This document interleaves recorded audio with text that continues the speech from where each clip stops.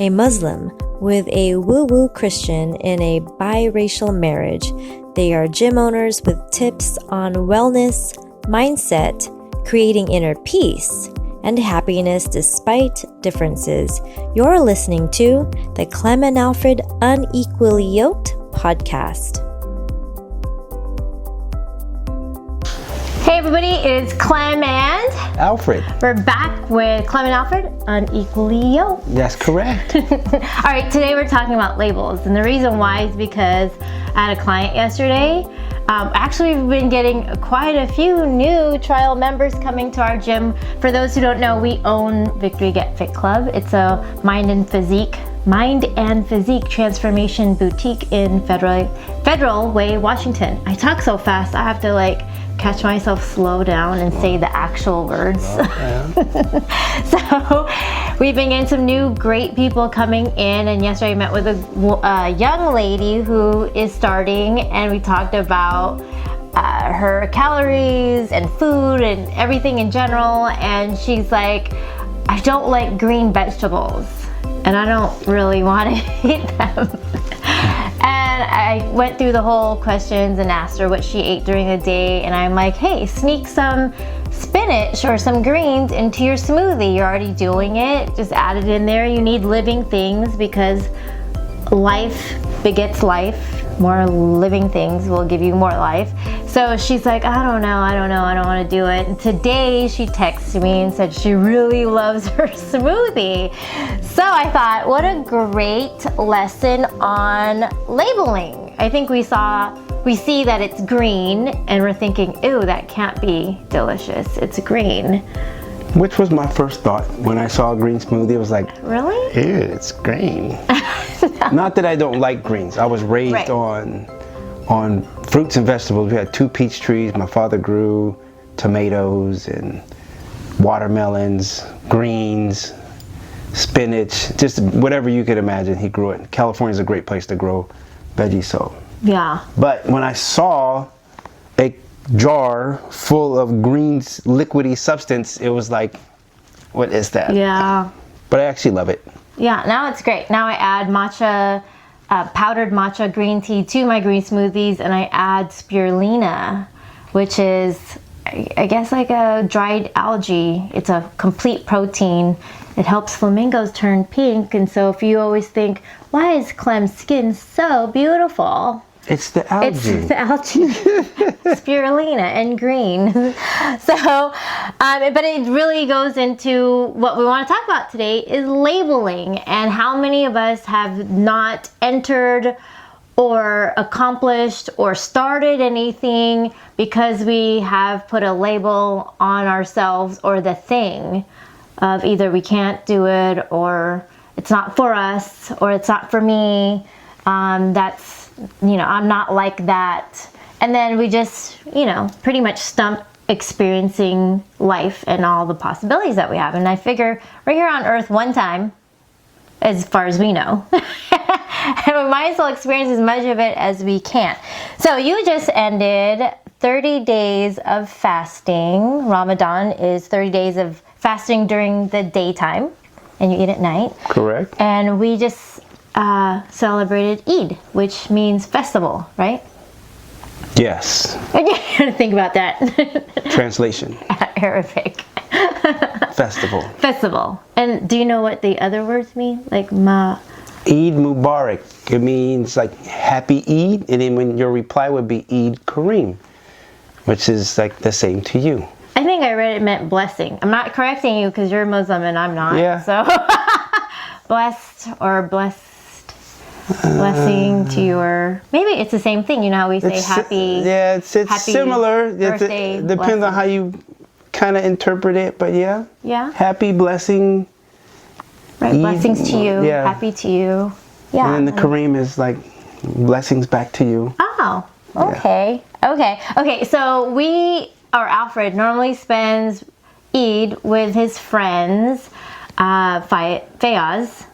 Faisal is someone else. Faisal is in Panama climbing some huge mountain. Right. Yeah. And Faisal is Ethiopian. Right. He has a lovely family. We've known them for I don't know. Oh, I've known Faisal since maybe 2000, when I was working in Bellevue, so since 2000. Bellevue 24 Fitness. Right, so that's since 2000. We've been doing or celebrating Eid with his family for probably, I'd like to say maybe 12 years. We have pictures of the kids when they were really, really small that come up every now and then in the timeline. So yeah. it's we've been celebrating with them for a long time, and they have some ceremonies which you're going to touch bases on. We are. We actually got to participate in them this time around.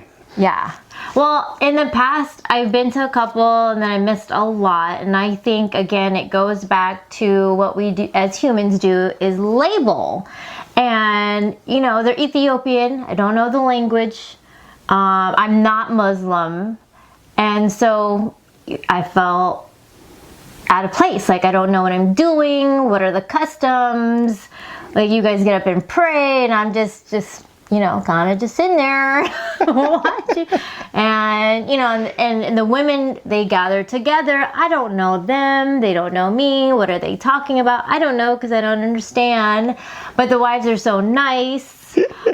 I hear laughing. You know they're talking about you. Oh, you know. Just like when we go to the nail salon. We know they're talking about us. What is she doing? But this time we did get to celebrate with Ethiopian coffee ceremony, which I learned is a woman's ceremony, and the women get together and do that together. There was a new coffee shop in Renton that opened, super popular right now. It's an Ethiopian coffee shop, and they do the women's coffee ceremony at the top of every hour. So I requested that, and they totally did it, and that was really nice.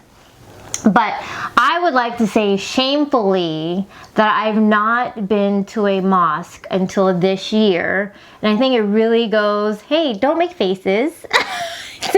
And if you're just looking at the audio, you don't get to see these crazy faces that I make. So make sure you go to YouTube and watch the video. Or you could just listen to this podcast, whatever. But I've been with Alfred for 21 years.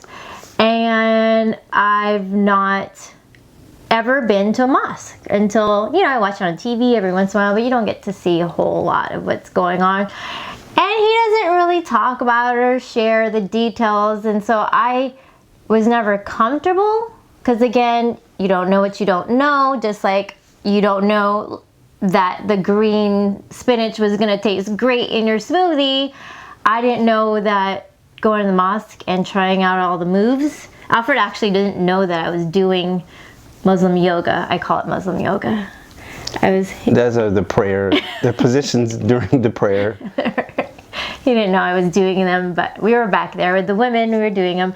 But I finally went a couple months ago, and I believe that I've never been because of the labeling. I was very highly participating in the religion that I'm in, or the church that I was previously with, that really kind of, I'm not going to say kind of, like really did label that there's one way and there's wrong ways, and we're the only right way. And if you're not following this way, then everything else is wrong. And so it made it very difficult in the 20 years that we've been married for me to like see myself going because of the labels. Right? I can see that happening. And then when I went, I actually did see it happening. You were there. But then when I went, I'm like, oh my gosh, it's such a beautiful religion. It's such a beautiful, and I'd already been kind of dabbling and studying all kinds of different religions prior to going to the mosque a couple months ago anyway, and learning about all the beautiful religions and how they're all, I mean, we're all alike but different. Hey, I watched Wanda Sykes. Did you see that Wanda Sykes? We're all different but alike. Yeah. But then if you're so if you're so seeped in what you're doing, it's so hard to see that other people could be alike. Or, you know, that you might actually... True. Well, you learn to, I'm just going to speak from a Muslim standpoint. We were actually taught, and I can remember vividly reading, as I was reading through the Quran this past Ramadan, is that God created us all different for a reason, and that is so that we would learn to get along. And how boring would it be if he created us all the same? Well, I'm reading this book from my woo-woo teacher, my woo energy healer right now that Tammy referred me to. And there is a reason for differences, so you can actually see your places where you can improve and become better. Like there's parts of us that we don't always admit that we have, like our childish ways, or our victim ways, or I'm not going to say all the stuff in the book. You'll have to read it. But our ways that they come up, and they're there for a purpose, and it's to show us areas of our life where we can become better. And I think that's what differences in people do. Right. But we want to talk about, what have you labeled in your life that has stopped you from experiencing things, or even dabbling or trying or seeing another possibility or way that could actually be enjoyable for you. Right. Anything that you've done recently, Alfred, that's new and you thought you wouldn't like? Not that I could think of off the top of my head. How about yoga? Oh, yoga, gosh. yes, okay. Whatever. No, okay, so I tried yoga when I first started working at 24 Hour Fitness. And this was in Saratoga, where there's kind of a woo-woo town, right? It's a woo-woo town, yes. There are a lot of people going in there taking a yoga class. I'm like, okay. So you just labeled everybody woo-woo. I'm going to go in there, and I'm going to take this class and see what's going on, what's happening in the yoga class. This is over 20 years ago, by the way. And every time I tried to take it, I'd get 10 minutes into it, and my brain is just... So I'm thinking, okay, I need to make some more sales. Why am I standing right here doing this? I'm not even sweating. Is this even a workout? What is going on? And then I just walk out. And then you never did it again? Well, I tried maybe 3 more times. And you just saw no purpose. It didn't work. And then I go to the hot yoga place with Carl, which was probably 10 years ago. Another man. And that was a very interesting experience. Ed Flanagan, he's a really good friend of mine, a real estate agent. Yoga. He was teaching or instructing the class, which is probably the only reason why I stayed in there for the whole. First off, this guy signs me up for an hour-and-a-half class, and it is so hot in there. But anyway, I made it through. But then after that, I was pretty much done with it. But when we went to Rhythmia, which is in Costa Rica, that we went to this past, and we were doing, I'm in a different place now. Where meditation, or actually even being more attentive or not so attentive while I'm praying. So it all kind of clicked when I was there, and then the stretching and the opening up. So now I'm I like, think you're skipping some stuff. We have a time limit here. We're only 30 minutes. I can't go too deep. He's skipping the part where I'm like waking up every morning at 6, and I'm like getting ready. I'm like, Alfred, come on. He was saying, I paid for this trip. I'm going to do everything on this trip because I'm going to milk everything I paid for. $4,000 each. Right. No, it wasn't. It was $3,000 something. $4,500. No, it wasn't. It wasn't. It was $9,000. That's because we had our own private room. Whatever. Okay, so that's besides the point. So you wanted. I'm using all the services, eating all the food. Everything you have, I'm eating it. And he didn't know what Rhythmia was to begin with. He just thought it was about, healthy living. And there were some other things that I didn't really mention or go into detail, but it entails. We'll talk about that in another podcast. It's an enlightenment, self-inward journey type of resort. So anyways, I get up at 6, I'm getting ready, I'm like, let's go to yoga, it's part of the program, and I go, and he goes with that, he's like, no, I'm gonna go work out and go lift, because there's a gym, he wants to go lift. And I'm like, okay, don't nag, don't be that wife that nags, even though I know he's gonna get something great out of it, and he's missing out. And I'm like, okay, don't say anything. Then I go, and the teacher there is just like, it wraps all the lessons that we're having about our enlightenment, our personal journey, our inward growth, and healing our inner child, and healing our heart, and going into your fifth dimension, blah, blah, blah, energy and vibration, all the stuff we're learning, they kind of wrap it into yoga. And Alfred's like, I don't do that. You know, that's just not me. I lift. And I'm like, well, there's the feminine energy and the masculine energy. There's yin and yang. You need both. You can't be, you know, even though they're telling him this in classes. And the whole time, he doesn't go. Day 1, nope, no Alfred. Day 2, no Alfred. Day 3, no Alfred. Day 4, no Alfred. And I'm like soaking it all in. I'm like, oh, I wish Alfred was here. He would love this. And then the very last day, what is it, day 6 or 7? He finally comes. You know, and I got up in the morning, I hit the gym first, and I did, you know, some battle ropes, I did some strength exercises, and then I would go into yoga to balance out the masculine and feminine energies. And I'm there on the last day, and I see behind me someone's doing yoga. And I really think that you only did it because a man said to do it, and that you didn't do it prior to that because a woman said to do it. To be honest, and since we're on our podcast, the only reason why I did it, because I knew that if I did not do it, I would hear about it for probably the whole year until we went back. So if I did at least one session, it would eliminate some earjacking. Whatever. And that would be cool. But I actually went and I enjoyed it. Now look at this. It took me 6 days to go to the yoga class, but it took her 20 years to go to the mosque. So if we look at the learning curve, I'm kind of ahead of the game there. You went to yoga 20 years ago also and decided that it wasn't for you. It took me 20 years to go and sit through the whole thing and actually enjoy it. Right. And it took her 20 years. Took me 6 days. Took her 20 years. No.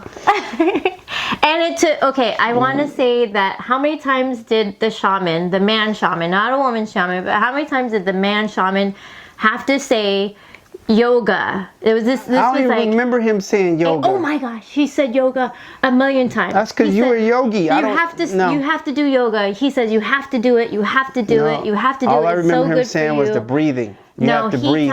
He said when you lift weights, don't struggle and strain. He said relax and breathe through it, and that has helped me so much in my training. The breath work coupled with the resistance training, I could do 2 more reps of just about any exercise I do by breathing properly. And I have been talking about breathing in workouts since forever. 6 days. And he finally 20 years later is doing breath work, go to Rhythmia.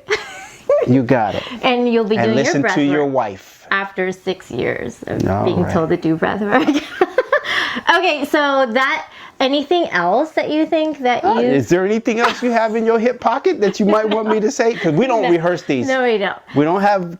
We don't rehearse these. But these are just fun. Straight life. It's good. It's fun. It's funny how like you don't know. Like you think you know. You don't know what you don't know. Yeah, but that is. You don't know what you don't know, and that's a lesson today. We have countless friends who look at food. When we say we're going to a vegan restaurant, they're like, "We will pass." Oh yeah, I'm telling you right now. If you have not been to No Bones in Ballard, you are missing out. It does not taste like cardboard. Everybody assumes we're eating cardboard. This food is incredible. You know me. Like I said, I'm not giving anybody my money if your food does not taste good. Yeah.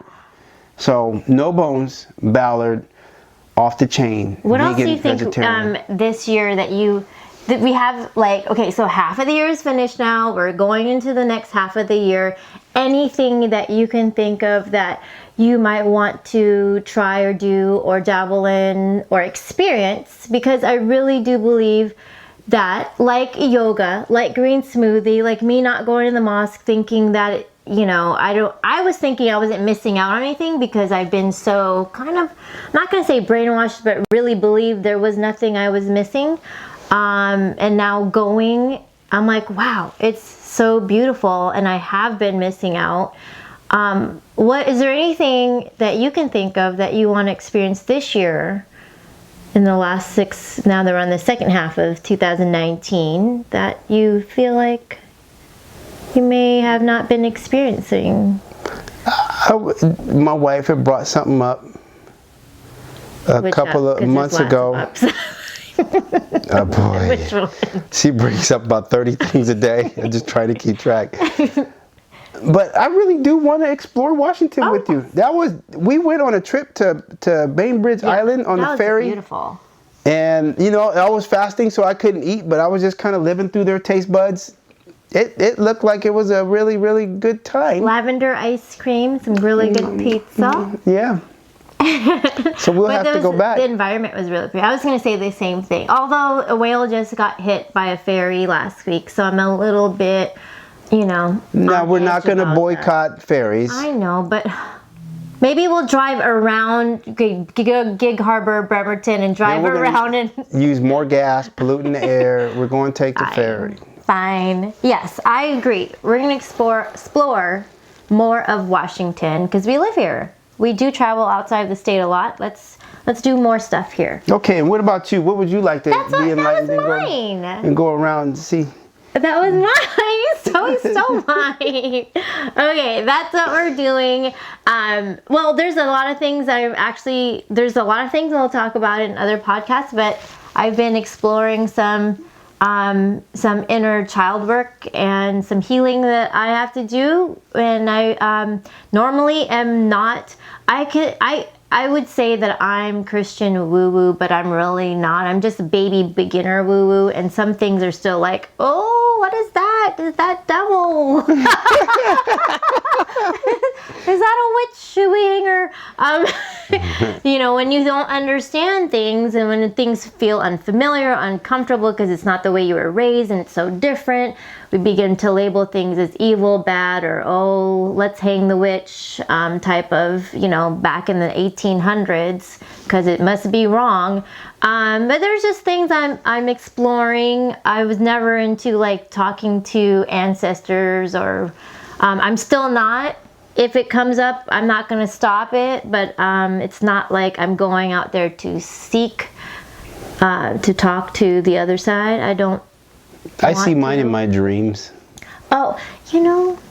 I see mine in my dreams. Do they talk to you though? Yeah. Do they have messages? I told you. Juja's mom. What did she say? Amir, when he passed.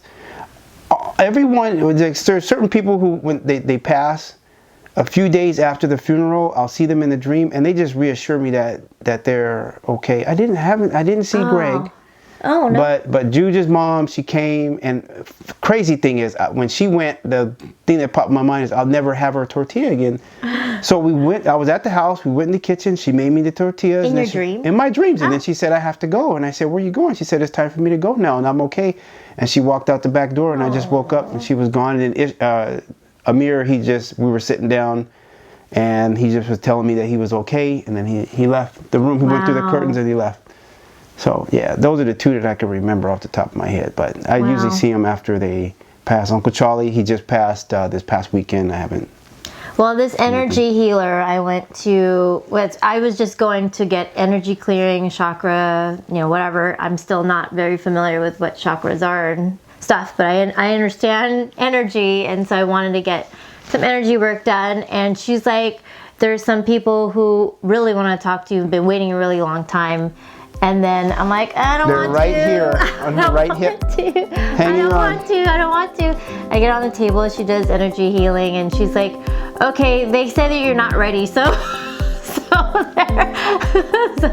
they sent 2 other people instead. And I got to see my great-great-great-grandmother. I've never met her before, but I described her to this energy person, and she said, oh, that was your great-grandmother couple back. And I'm like, okay, she didn't do anything, she didn't say anything to me, so I wasn't scared. And she assured me that she did a lot of work that day, that woman, I guess there's a lot of bad history stuff that I need to fix for my lineage line that needs healing. So I'm exploring it. We'll talk about that later, but I was always closed off, and maybe because I labeled it as maybe evil and devilish or from not of God, and then I didn't experience it. But I'm feeling a lot of love in my heart, and a lot of healing is coming through, and a lot of goodness and blessings are coming into my life and flowing so much easier now that I can't I can't guarantee you that it is from the devil. I can't really, I don't believe that it is. So, and now that I'm studying other religions, it seems like everybody else has some woo in it, except for what I've been doing. So it can't be too bad, right? No. Okay, that's our episode. If there's something that you haven't yet experienced or are labeling, I'd love to hear it. Maybe you will be willing to try something new and different, and you might realize you like spinach and spirulina and matcha green tea And vegan food. And vegan food in your smoothies. Don't forget to like, share, and leave comments. Yes. We would love to hear from you. We would love to hear from you. And please do rate. I think when you download the episodes, something happens. I don't know with podcasts how that all works, but rate and leave some comments. And now our podcast, you can leave voice messages so we can talk back and forth. We'd love to hear from you. Thanks for listening or watching. ClemandAlfred.com. Coming soon. Deuces.